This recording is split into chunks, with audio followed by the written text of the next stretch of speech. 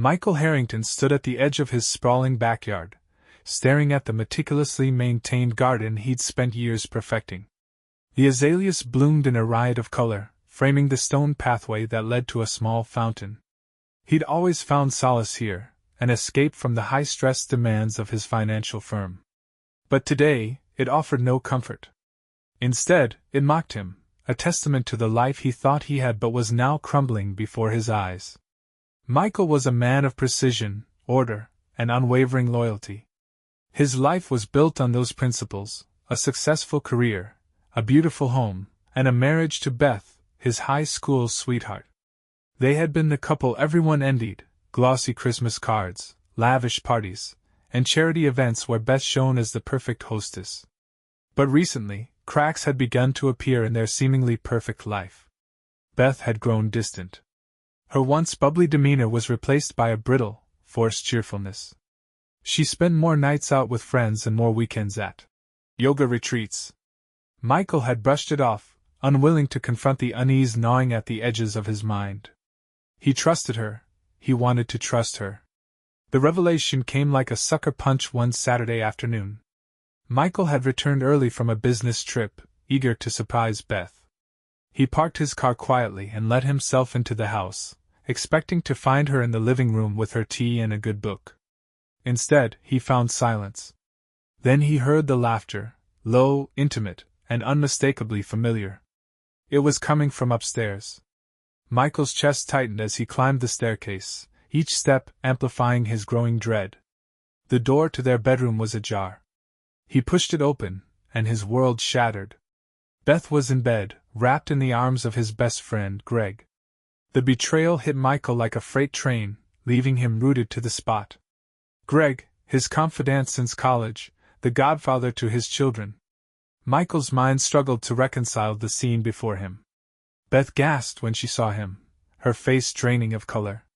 Greg bolted upright, scrambling to pull on his clothes. "Mike, I can explain," Greg stammered, his voice trembling. Michael didn't say a word. He turned and walked out, his vision blurred, his body moving on autopilot. He got into his car and drove aimlessly for hours, his thoughts a chaotic mess of anger, heartbreak, and disbelief. Over the next few days, Michael's emotions swung wildly. He avoided Beth and Greg, ignoring their frantic calls and texts. He pored over every interaction, every detail, wondering how he had missed the signs. The late-night texts, the whispered phone calls, the growing distance. It all made sense now. When he finally confronted Beth, her response was a mix of excuses and defiance. "It was just a mistake, Michael," she insisted. "Greg and it just happened. You've been so distant, so focused on work. I needed someone to be there for me." Her words only deepened the wound. Michael felt a surge of rage but kept his voice calm. "You betrayed me. Both of you. Do you even realize what you've done?" Beth's silence spoke volumes. But the true betrayal wasn't just the affair. That revelation came a week later, when Michael stumbled upon documents in Beth's drawer. Bank statements, legal papers, and emails revealed a chilling plan. Beth and Greg weren't just having an affair, they were plotting to take over Michael's financial firm. Worse, Beth was pregnant, and the child wasn't his. Michael's hands shook as he pieced everything together. Greg had been using his access as Michael's confidant to siphon company funds into a hidden account. Beth, meanwhile, had been forging signatures to secure control over their shared assets. And the baby? The timing made it clear, it was Greg's. Michael's heartbreak morphed into cold, calculating fury. This wasn't just a betrayal of love, it was an attack on his entire life. They had underestimated him, seeing only the devoted husband and trusting friend. They didn't know the man who had built his empire from the ground up, who thrived under pressure, who never lost. If Beth and Greg thought they could outmaneuver him, they were about to learn the hard way just how wrong they were. Michael Harrington stood in the dim glow of his study, the weight of betrayal pressing down on him like a leaden shroud. The documents he'd uncovered lay scattered across his mahogany desk, a paper trail of deceit so brazen it turned his stomach. But amidst the hurt and anger, one thing became clear: this wasn't just personal. It was a calculated move to dismantle everything he'd built, brick by painstaking brick. He'd spent years constructing his firm, Harrington Financial, and had trusted Greg with not just his friendship but access to his business. Greg had been his sounding board, his right-hand man. To think that he'd used that trust to siphon money, manipulate Beth, and orchestrate this coup, it was infuriating. Worse, Beth had gone along with it. The betrayal was layered like a rotten onion. Michael had always believed he and Beth shared a partnership rooted in love and respect. He knew their marriage wasn't perfect. Whose was? But this level of deceit. He couldn't fathom it. She was carrying Greg's child, a fact she hadn't even tried to deny when he'd confronted her days ago. Instead, she'd leaned into blaming him, accusing him of being absent and too wrapped up in work to notice her needs. As he poured himself a stiff drink, Michael's thoughts turned to his children. Amanda, 12, and Ethan, 9, were blissfully unaware of the storm brewing. For their sake, Michael resolved to act cautiously. He wouldn't let their world crumble because of their mother's selfishness. They deserved better, and he'd ensure they got it. Michael knew he needed help. Revenge wasn't just about rage, it was about precision. He started with his lawyer, Sharon Adler, a no-nonsense woman known for her ruthless approach to high-stakes cases. Sitting across from her in her sleek downtown office, Michael laid out everything: the affair, the stolen funds, the forged documents, and the pregnancy. Sharon's sharp green eyes narrowed as she flipped through the evidence he'd brought. "This is beyond a simple divorce," she said, her voice cool and professional. "You're dealing with conspiracy, fraud, and a potential corporate takeover. They're playing dirty, Michael, but we can play dirtier." Michael nodded, his jaw tightening. "I want them stopped. I want them to regret thinking they could destroy me." Sharon outlined the steps they'd take.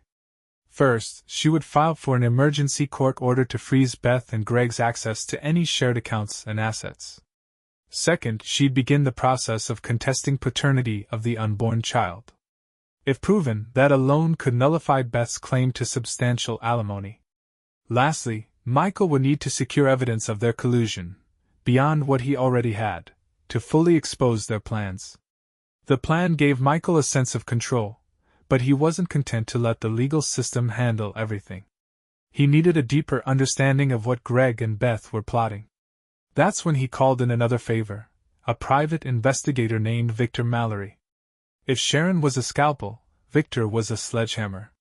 His methods were unorthodox, but his results were undeniable. Victor met Michael in a nondescript diner on the outskirts of town.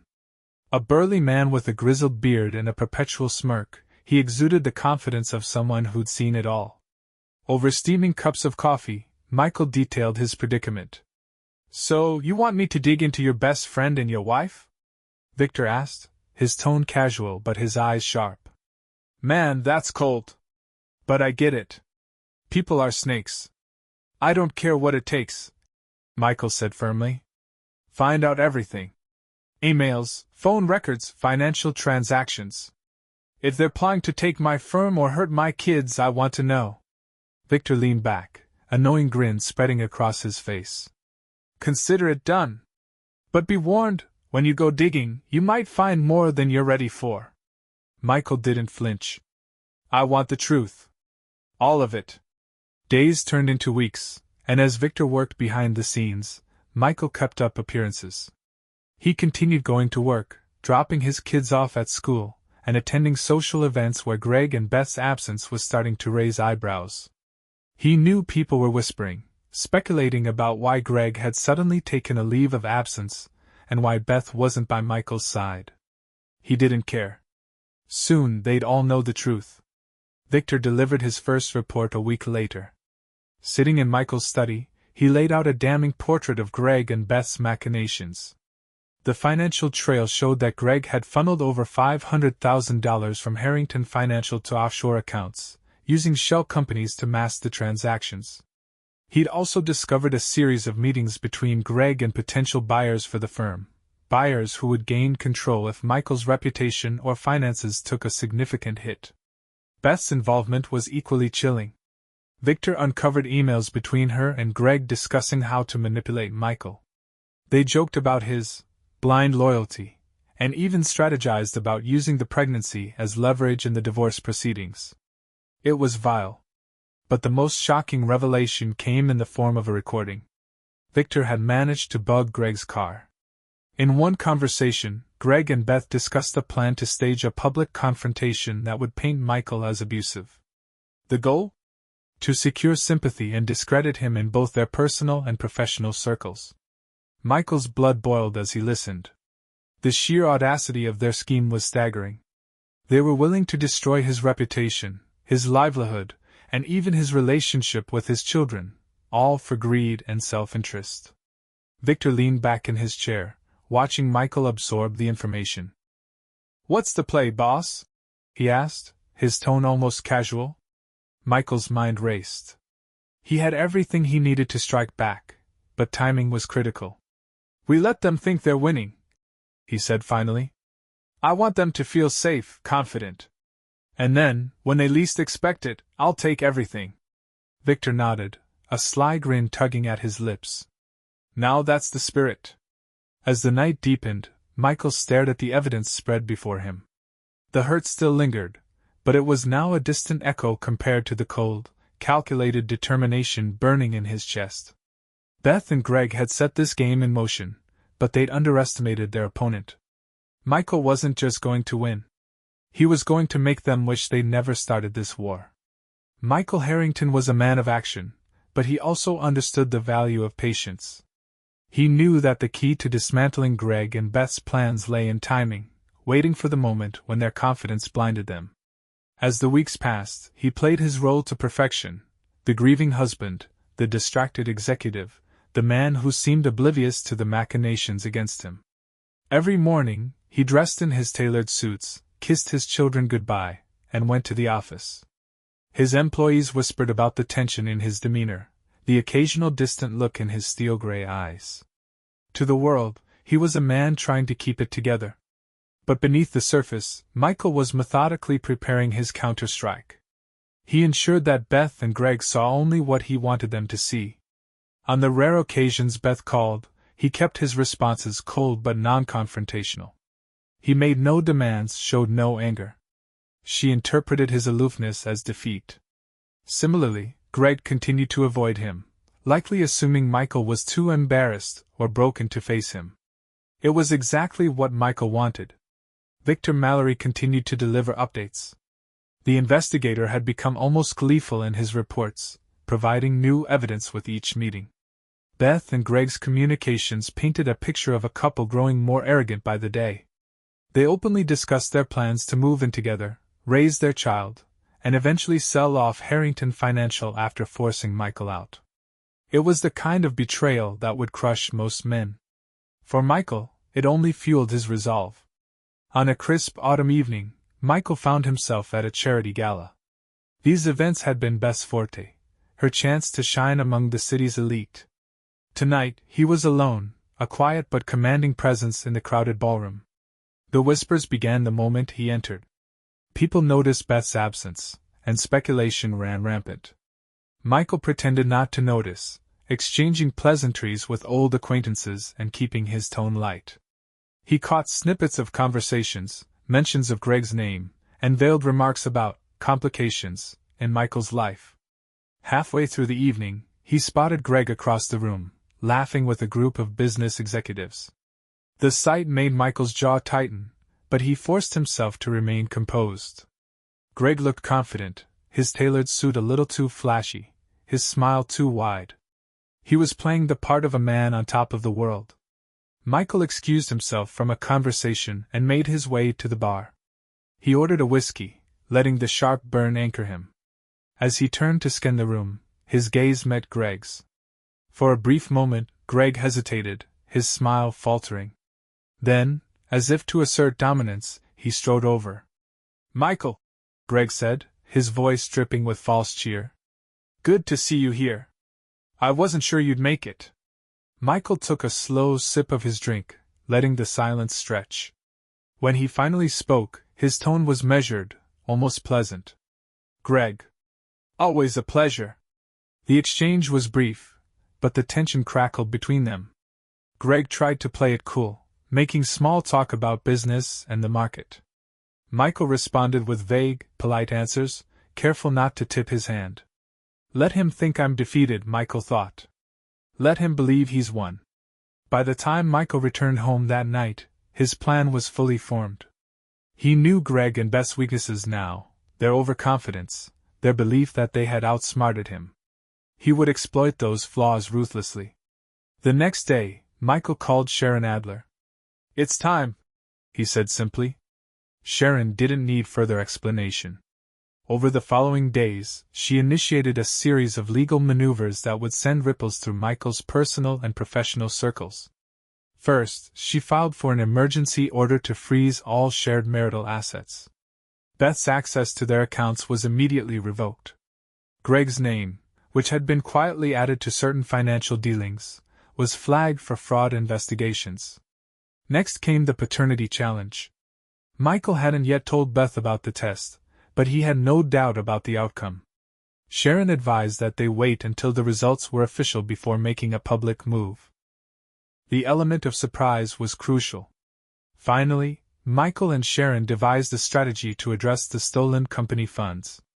Greg had been clever in covering his tracks, but not clever enough. Victor had uncovered the paper trail, and Sharon's team was preparing a lawsuit that would leave Greg facing both civil and criminal charges. On the home front, Michael focused on his children. Amanda and Ethan were his grounding force, the reason he fought so hard to maintain his composure.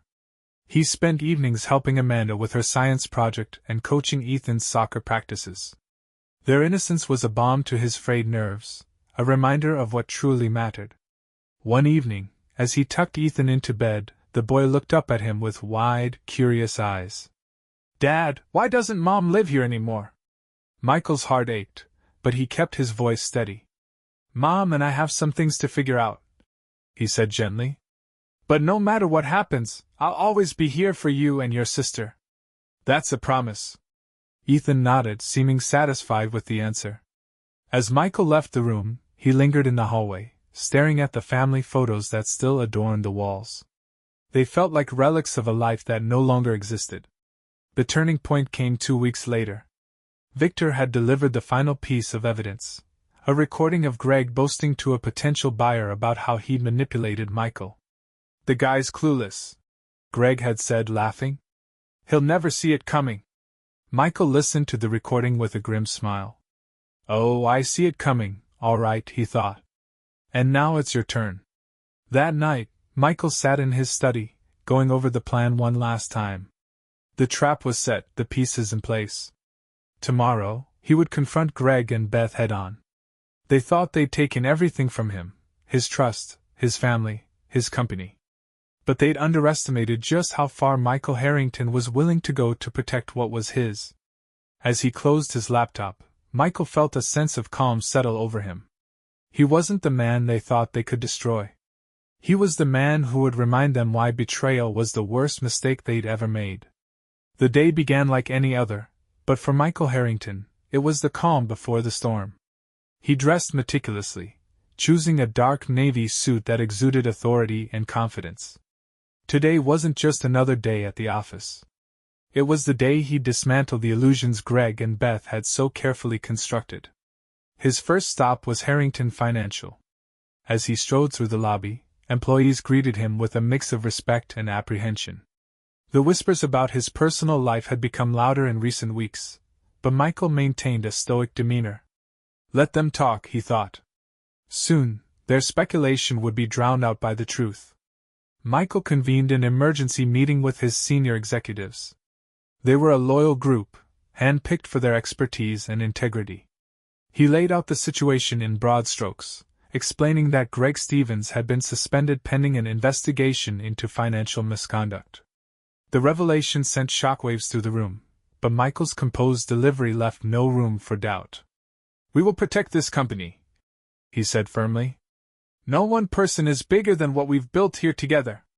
Trust that I have the situation under control." As Michael left the meeting, his phone buzzed with a text from Victor Mallory. "They're meeting today. Noon." The cafe near your office. Michael's jaw tightened.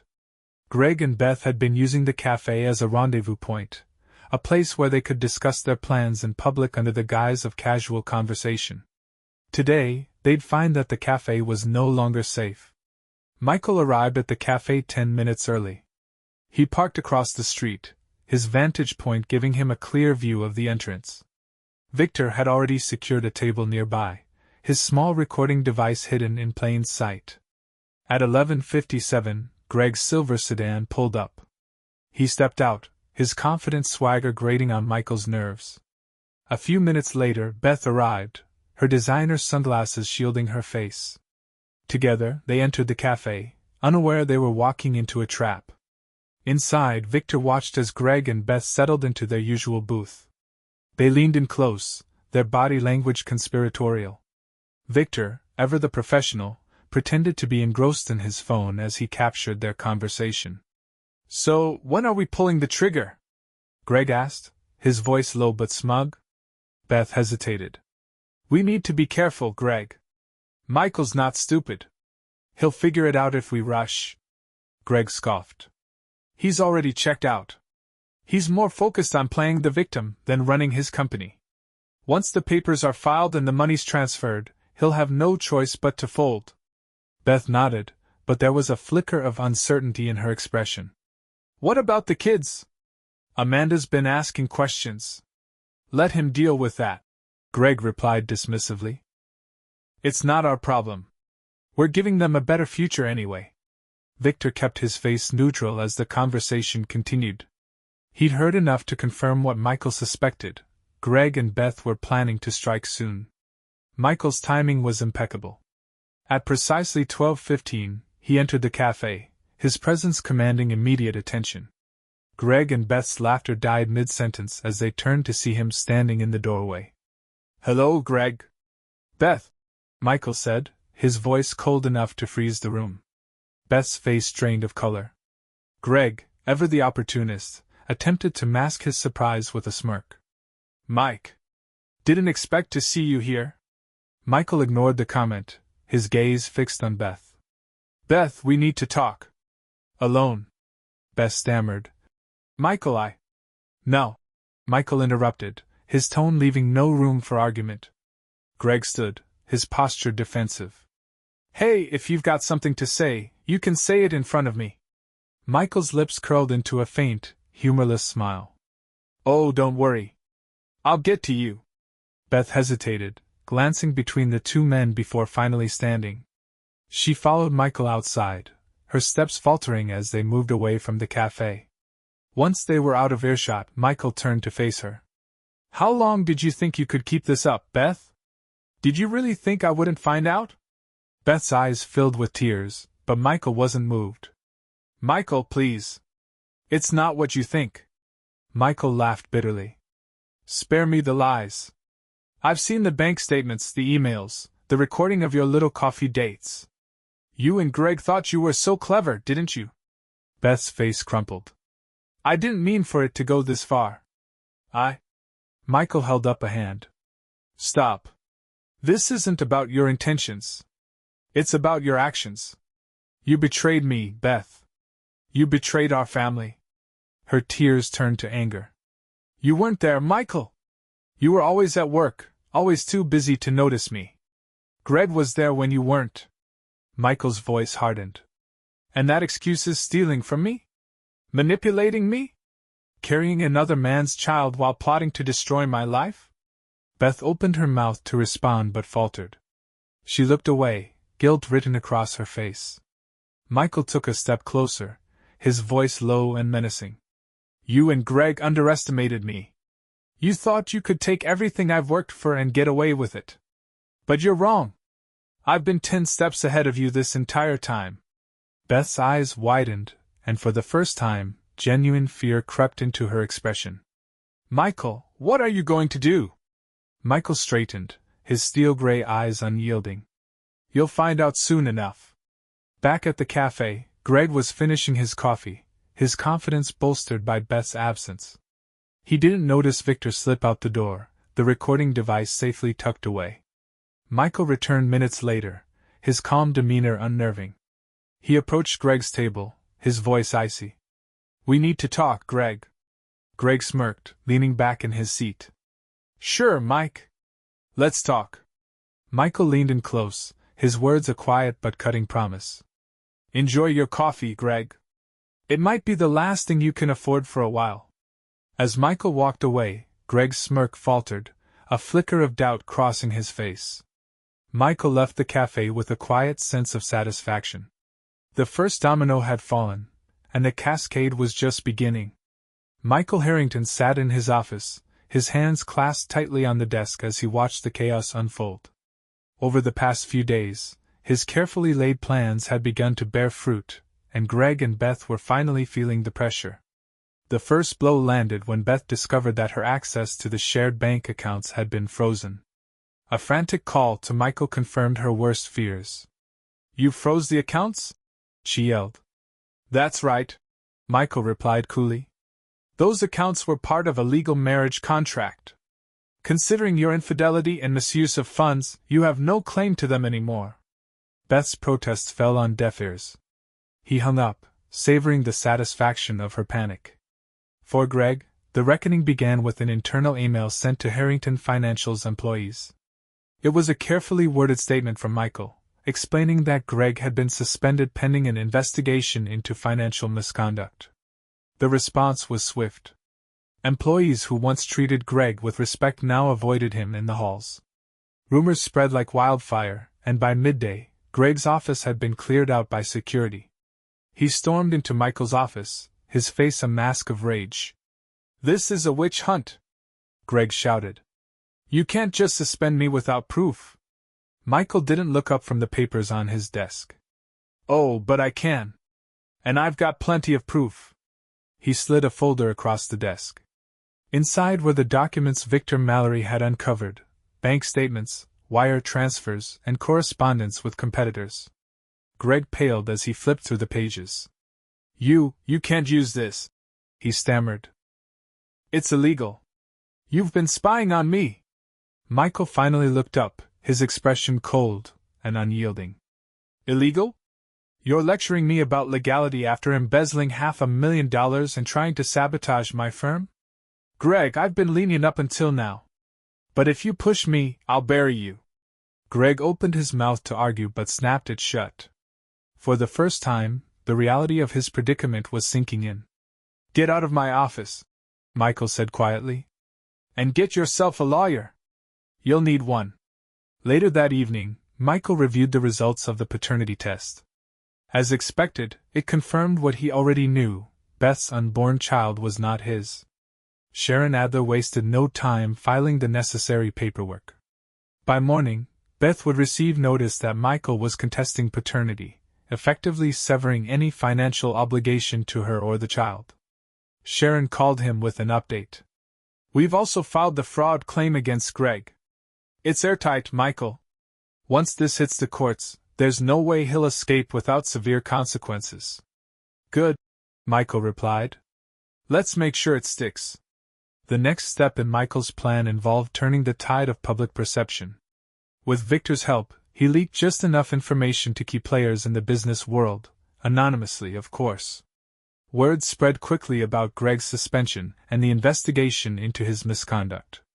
The news reached potential buyers Greg had been courting, effectively killing any deals in progress. Beth, too, was feeling the sting of public scrutiny. Her social circle, once filled with adoration, now bristled with whispers of scandal. Friends she thought she could rely on began to distance themselves, not wanting to be associated with the fallout. Meanwhile, Michael focused on his children. Amanda and Ethan remained his top priority, and he worked hard to shield them from the ugliness of the situation. He maintained their routines, ensuring they felt as much normalcy as possible. He even hired a family counselor to help them process any confusion or distress. One evening, as they were playing a board game, Amanda hesitated before speaking. "Dad, why doesn't Mom come over anymore?" Michael paused, considering how best to answer. "Your mom and I are working through some things," he said gently. "But no matter what happens, we both love you and Ethan very much. That won't ever change." Amanda seemed satisfied with the answer, but Michael could see the worry lingering in her eyes. He resolved to do everything in his power to protect her and Ethan from the fallout of Beth's choices. The final piece of the puzzle fell into place when Victor uncovered a bombshell. Greg had been siphoning money not just from Harrington Financial but from other ventures as well. He'd been running a Ponzi scheme, using Michael's firm as a front to cover his tracks. Victor's evidence was damning, and Michael wasted no time turning it over to the authorities. Within days, Greg was arrested. The scene played out like a movie, police escorting him out of his home in handcuffs as cameras flashed. The story made headlines, further tarnishing his reputation and solidifying Michael's position as a victim of Greg's schemes. Beth was left reeling. Her carefully constructed future with Greg was crumbling, and she had no way to salvage it. She tried reaching out to Michael, but he refused to take her calls. She was on her own, exactly as she deserved. As the dust began to settle, Michael reflected on the journey that had brought him here. He'd been blindsided by betrayal, forced to confront the darkest aspects of human nature.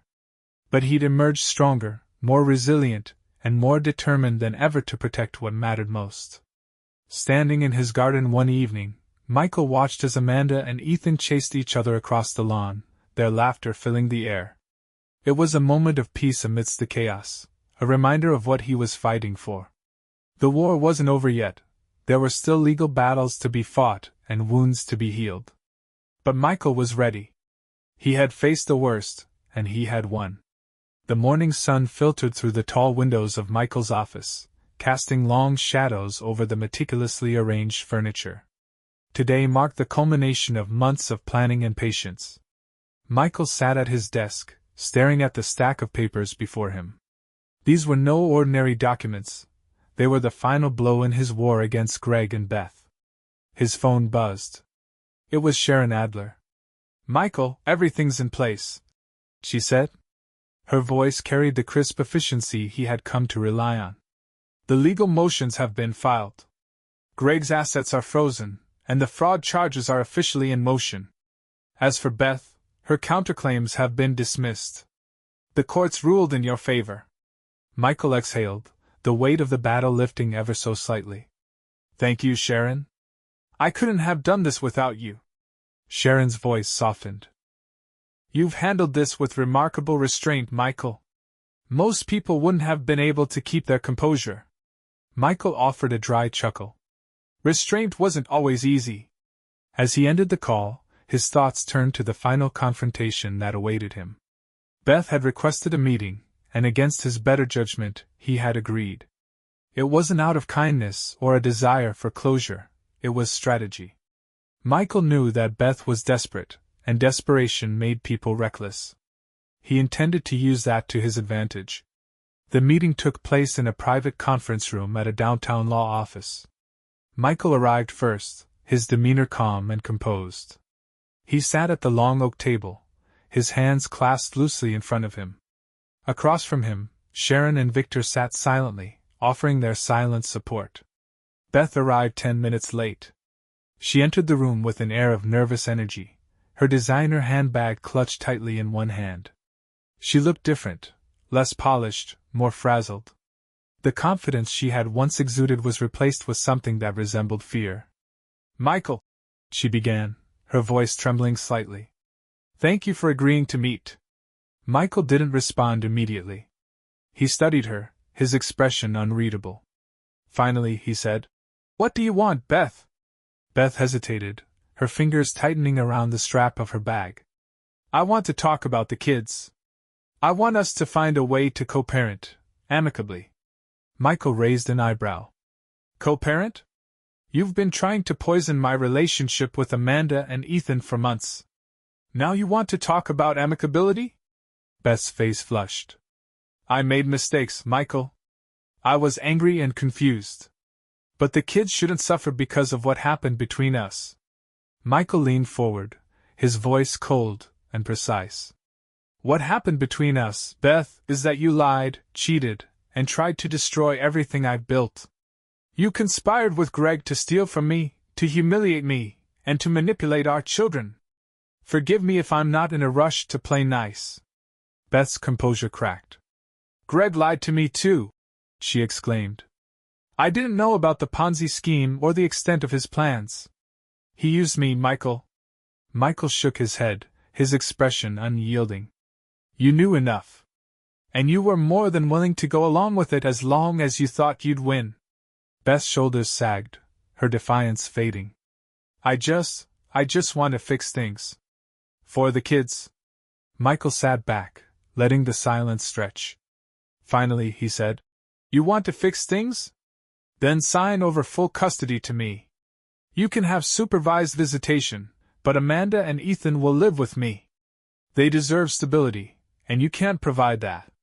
Beth's mouth fell open. "Full custody?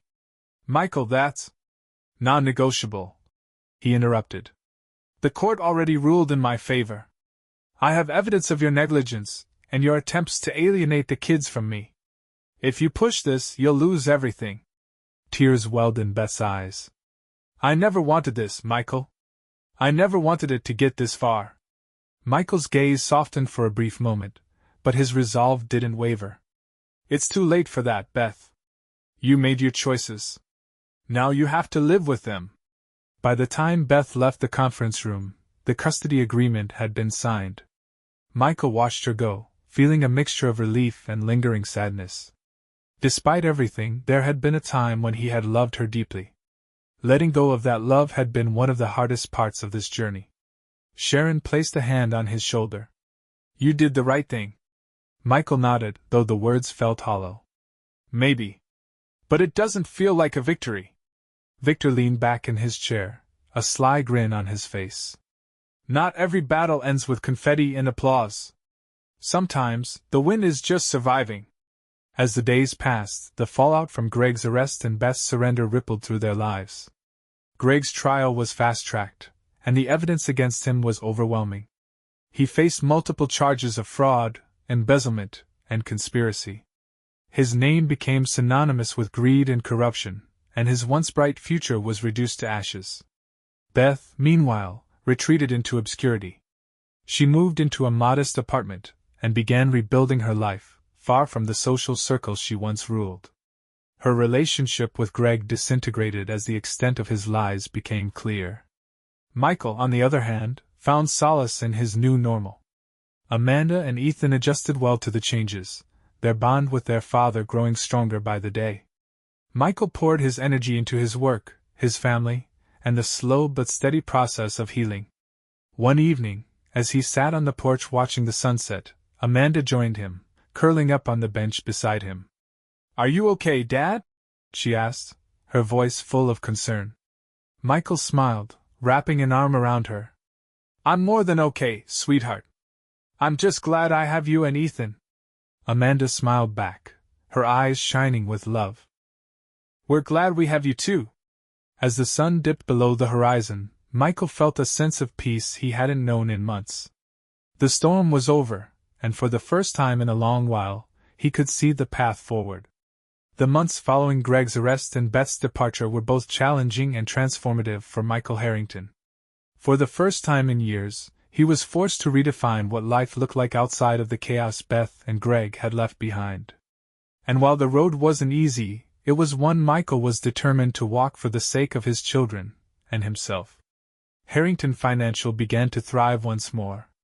Greg's removal and subsequent exposure as a fraudster restored the company's reputation, thanks to Michael's decisive leadership and the trust of his loyal executives. Investors who had grown wary during the turmoil returned with confidence. Michael's public statements, calm, measured, and forthright, had solidified his image as a principled leader who had been blindsided by betrayal but never broken by it. Victor Mallory's investigation had unearthed enough evidence to paint Greg as the mastermind behind the entire scheme. Greg's trial became a media spectacle, but it ended swiftly. With the overwhelming evidence against him, Greg was sentenced to several years in federal prison. The sight of Greg being led away in handcuffs played on every news outlet, a stark reminder of what happens when greed overtakes loyalty. At home, Michael focused on rebuilding his family. He shifted his schedule to prioritize Amanda and Ethan, attending every soccer game, parent-teacher meeting, and recital. Their laughter once again filled the house, slowly erasing the dark memories of the past year. One Saturday morning, Michael found himself sitting on the living room floor, helping Ethan construct a Lego spaceship. Amanda was nearby, sketching plans for a science fair project. "Dad, do you think we can visit Grandma this weekend?" Amanda asked. Michael glanced up from the pile of bricks. "Of course. I'll call her and let her know we're coming."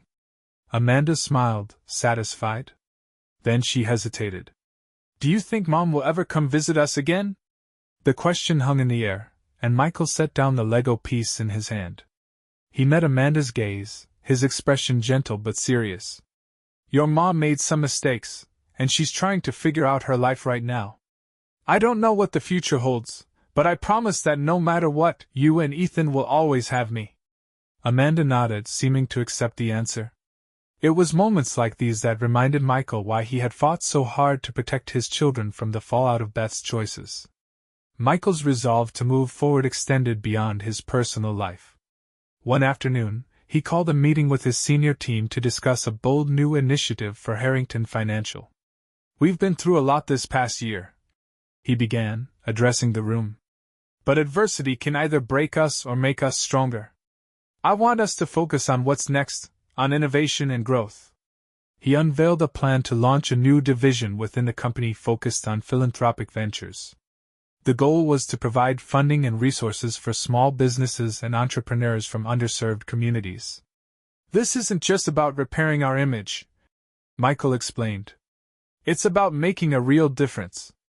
I want Harrington Financial to be known for more than just profit margins. Let's create a legacy we can all be proud of." The room erupted into applause.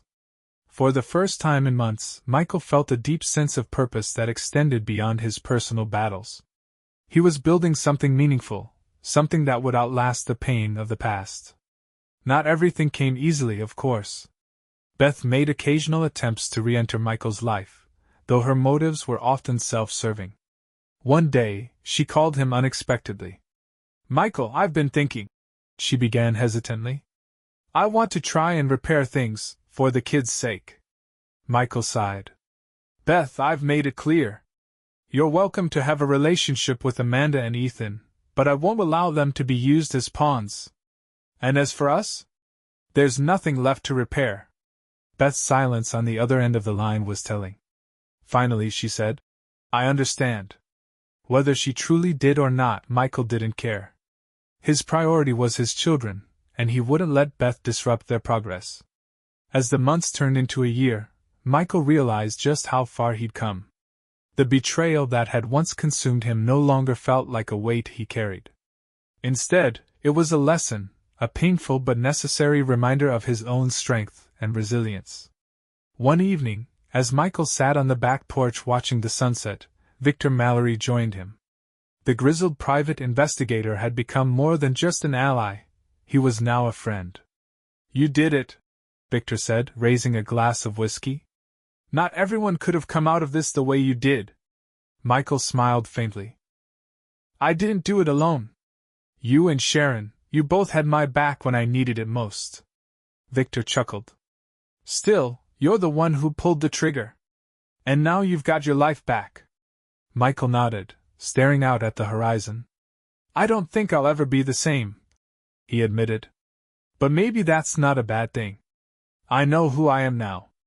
And I know what matters." Victor raised his glass again. "Here's to that." In the weeks that followed, Michael began to explore new possibilities. He reconnected with old friends, pursued hobbies he'd neglected for years, and even opened himself up to the idea of dating again. It wasn't about replacing what he'd lost, it was about building something new. For the first time in a long while, Michael felt hope. The storm that had nearly destroyed him was over, and in its wake, he had found clarity, strength, and a future worth fighting for. 1 year after the storm of betrayal and chaos, Michael Harrington stood in the sunlit atrium of Harrington Financial's headquarters. The space, once marked by tension and uncertainty, now radiated a sense of renewal. The company had not only survived, it had thrived. Today, they were unveiling the Harrington Foundation, a philanthropic arm dedicated to supporting entrepreneurs and small businesses in underprivileged communities. Michael adjusted his tie as he prepared to step onto the stage. The applause that greeted him was warm and genuine, a stark contrast to the whispers and pitying glances of the year before. He looked out over the audience, spotting familiar faces, loyal employees, community leaders, and even his children, Amanda and Ethan, seated in the front row. As he began his speech, Michael's voice was steady and strong. "A year ago, I faced challenges I never thought I'd encounter. But challenges teach us who we are, and they show us what we're capable of when we refuse to give up. Today, we celebrate not just the resilience of this company but the impact we can have when we use our success to lift others." The applause was thunderous. Amanda beamed with pride, while Ethan gave a small, enthusiastic thumbs up. Michael smiled, feeling a deep sense of gratitude. This was his new reality, a life rebuilt from the ashes of betrayal. Later that evening, Michael returned home to the warm chaos of a family dinner.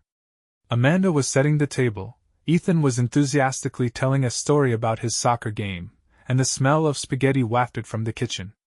It was a simple moment, but it was everything Michael had fought for. After dinner, Amanda handed him a hand-drawn card. On the front was a picture of their family, Michael, Amanda, Ethan, and their dog, Max. Inside, in Amanda's careful handwriting, were the words, "Thank you for being the best dad. We love you so much." Michael hugged her tightly. "I love you too, sweetheart. More than you'll ever know." The peace Michael had found didn't mean everything was perfect. Beth's occasional attempts to reconnect with the children were met with cautious optimism. She seemed to be trying, though Michael remained wary. He ensured their interactions were always in a controlled environment, prioritizing Amanda and Ethan's well-being above all else. Greg, on the other hand, had all but disappeared from their lives. Serving his prison sentence, he was a distant memory, a cautionary tale of what greed and betrayal could cost. One weekend, Michael took Amanda and Ethan on a road trip to the countryside. They hiked through wooded trails, skipped rocks on a serene lake, and roasted marshmallows by a crackling campfire. As they sat beneath a canopy of stars, Ethan asked a question that caught Michael off guard. "Dad, do you think you'll ever get married again?" Michael chuckled, ruffling Ethan's hair. "I don't know, buddy.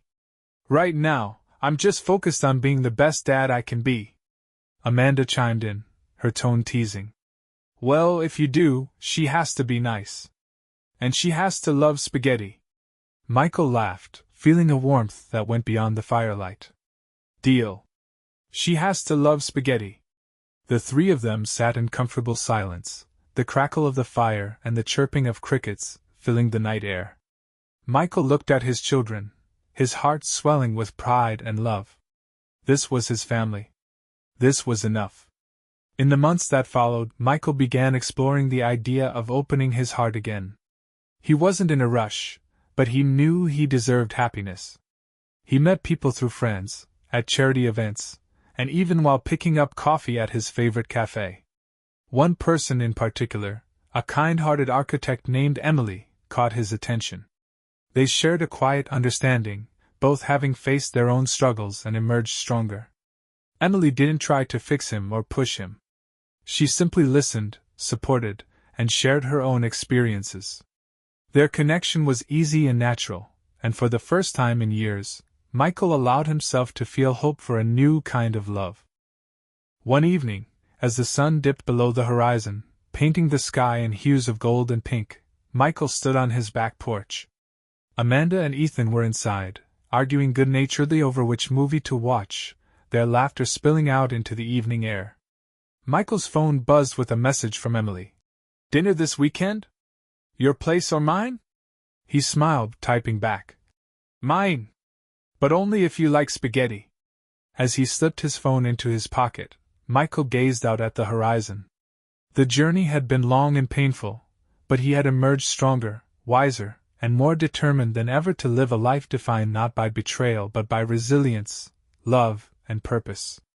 The future was unwritten, but for the first time in a long time, Michael looked forward to it with open arms.